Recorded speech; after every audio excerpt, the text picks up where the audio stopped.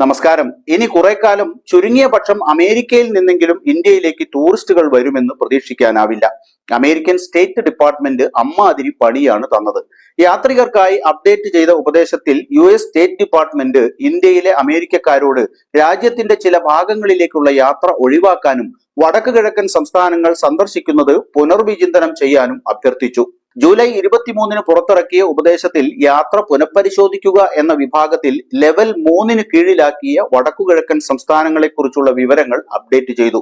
തീവ്രവാദി ആക്രമണങ്ങൾ പെരുകിയ ജമ്മു കശ്മീർ, ഇന്ത്യ പാകിസ്ഥാൻ അതിർത്തി, മധ്യ കിഴക്കൻ ഇന്ത്യയുടെ ഭാഗങ്ങൾ, വംശീയ സംഘർഷങ്ങൾക്ക് സാക്ഷ്യം വഹിക്കുന്ന മണിപ്പൂർ ഇവ ലെവൽ 4 കീഴിൽ യാത്ര ചെയ്യരുത് എന്ന ഗണത്തിൽ ഉൾപ്പെടുത്തിയിട്ടുണ്ട്.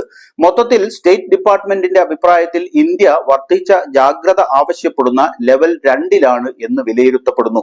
ബലാത്സംഗം അതിവേഗം വളരുന്ന കുറ്റകൃത്യങ്ങളിൽ ഒന്നാണെന്നാണ് റിപ്പോർട്ടിലുള്ളത്. വിനോദസഞ്ചാര കേന്ദ്രങ്ങളിലും മറ്റ് സ്ഥലങ്ങളിലും ലൈംഗികാതിക്രമം പോലുള്ള അക്രമാസക്തമായ കുറ്റകൃത്യങ്ങൾ നടക്കാറുണ്ട് എന്നും ഇന്ത്യക്കായുള്ള അപ്ഡേഷനിൽ പറയുന്നുണ്ട്. തീവ്രവാദികൾ ചെറിയ മുന്നറിയിപ്പ് പോലും ഇല്ലാതെ ആക്രമിച്ചേക്കാം. അവർ ടൂറിസ്റ്റ് ലൊക്കേഷനുകൾ, ഗതാഗത കേന്ദ്രങ്ങൾ, മാർക്കറ്റുകൾ, മാളുകൾ, സർക്കാർ സൗകര്യങ്ങൾ എന്നിവ ലക്ഷ്യമിടുന്നുണ്ട് എന്നും നിർദ്ദേശത്തിൽ പ്രതിപാദിക്കുന്നുണ്ട്.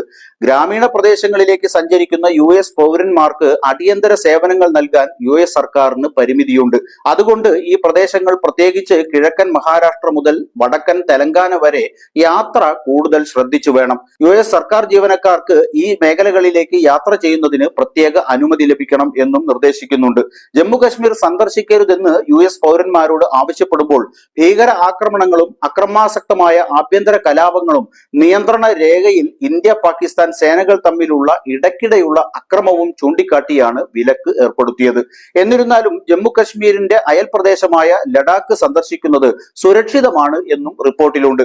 അതേസമയം പ്രാദേശിക ഉദ്യോഗസ്ഥരെ പലപ്പോഴും ലക്ഷ്യമിടുന്ന നക്സലുകൾ അല്ലെങ്കിൽ നക്സലൈറ്റുകൾ എന്ന് വിളിക്കപ്പെടുന്ന മാവോയിസ്റ്റ് തീവ്രവാദി ഗ്രൂപ്പുകളുടെ സാന്നിധ്യം മധ്യ കിഴക്കൻ ഇന്ത്യയുടെ ചില ഭാഗങ്ങളിൽ അപകടകരമായ രീതിയിൽ ശക്തമാണ് എന്നും റിപ്പോർട്ടിൽ ചൂണ്ടിക്കാണിക്കുന്നുണ്ട്.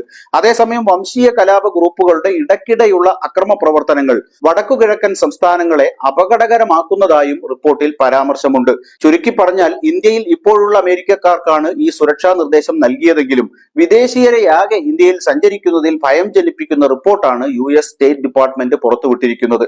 ഇന്ത്യയിലേക്കുള്ള വിദേശ സഞ്ചാരികളുടെ യാത്രാ പദ്ധതിയെയും റിപ്പോർട്ട് ദോഷകരമായി ബാധിക്കും. ഇന്ത്യയെ ഒരു അസമാധാന മേഖലയാക്കി ലോകത്തിനു മുന്നിൽ അവതരിപ്പിക്കുന്നതാണ് US സ്റ്റേറ്റ് ഡിപ്പാർട്ട്മെന്റ് പുറത്തുവിട്ട നിർദ്ദേശങ്ങൾ. ഇതിനെതിരെ ഇതുവരെയും ഇന്ത്യ ഗവൺമെന്റ് ചെറുവിരൽ അനക്കിയിട്ടില്ല.